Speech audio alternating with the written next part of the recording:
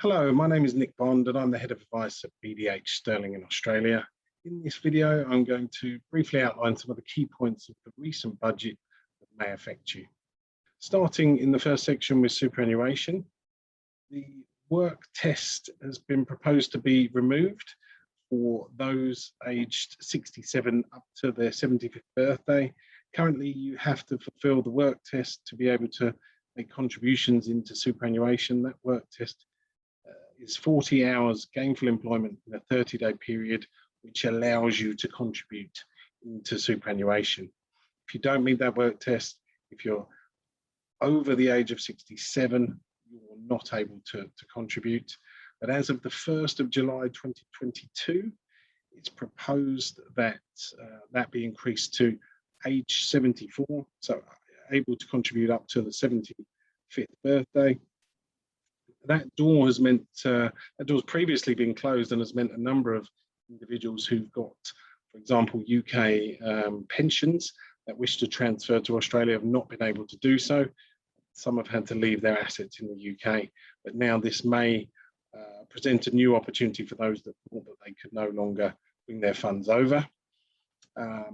It is, as I say, coming into place on the 1st of July 2022, so no change from next financial year, but the next one after that, that door will be open so we can help revisit strategies for you. The bring forward rule. So we're able to utilise the bring forward rule to be able to contribute 3 years worth of non-concessional contributions. So that includes using the current tax year and the future 2 tax years to be able to make a lump sum contribution into super. So as of July, the non-concessional limit is moving up to 110,000. So utilising that bring forward rule means we can make contributions of up to 330,000.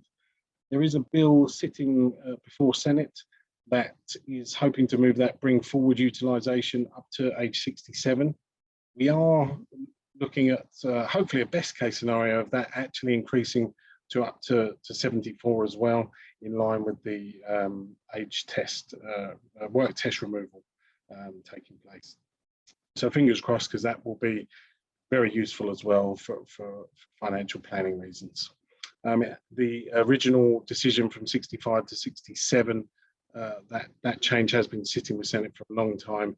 There is only 2 weeks left for that to pass through Senate, so we're not hopeful that it will be in place this financial year, but we may have some news next financial year. Downsize the contribution. This is fairly new, as was introduced a few years ago, but if you own a property and you sell that property, you're able to contribute up to $300,000 per person. So if you're in a couple, you could contribute $600,000 into super. The change is the age limit is being reduced from 65 down to 60. There are other caveats, such as you must have owned the property for 10 years in order to meet this piece of legislation, but we can help you determine if you're eligible for that. The First Home Super Saver Scheme, again, another fairly new introduction. It's been around for a couple of years now for first home buyers. So if you don't yet own a property in Australia, you're able to access some funds from super to help you towards a deposit and help you buy your first home. That's moving up from $30,000 to $50,000. So we're able to access that from super. Again, there is criteria for eligibility, and each year's contribution is still capped at $15,000 per tax year. And this must be personal contributions, i.e. you can't access your super guarantee contributions. It must be contributions over and above your employer super guarantee contributions.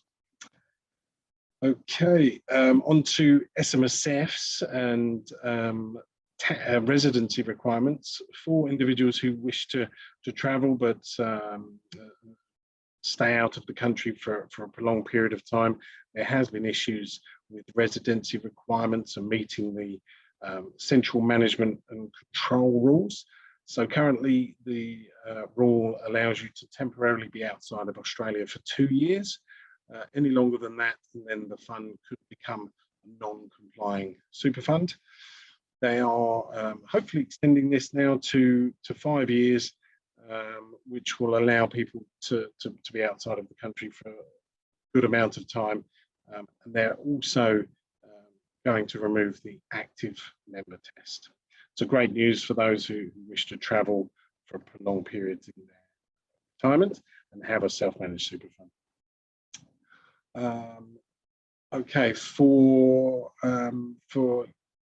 those of you that have current income streams, such as annuities and term allocated pensions, there is the option to be able to commute these for the next 2 years and transition to more flexible retirement products. This could be good news. However, some of those income streams that have been started in the past may have favourable social security treatment with regard to taxation. So if you are thinking of making a change, perhaps getting rid of that term allocated pension, wish to swap it for an account-based pension, please do consult us and see what effect that may have to your social security arrangements.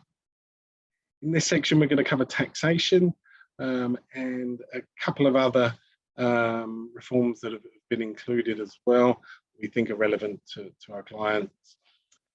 Low and middle income tax offset. So for those that are low and middle income earners, this will be remaining for the 2021-22 tax year.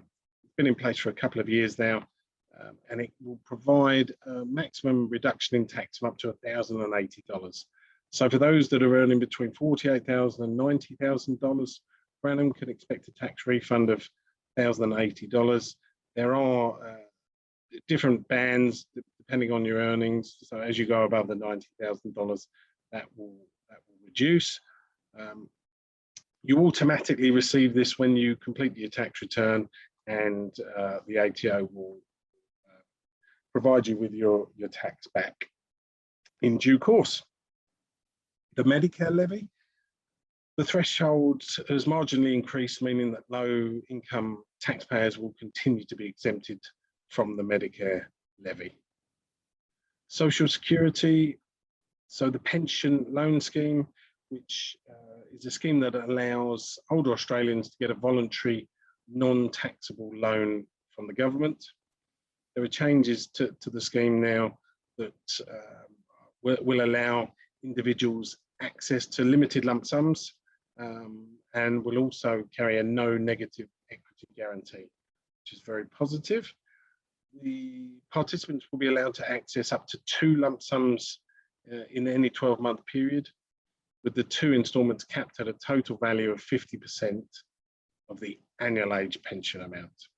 So again, there are eligibility requirements to be able to access the pension loan scheme, and a big one of those is that you're eligible for the age pension.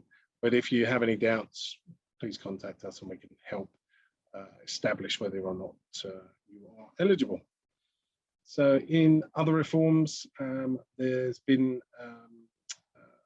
a lot of money being invested by the government, 17.7 billion over the next 5 years to improve the aged care system.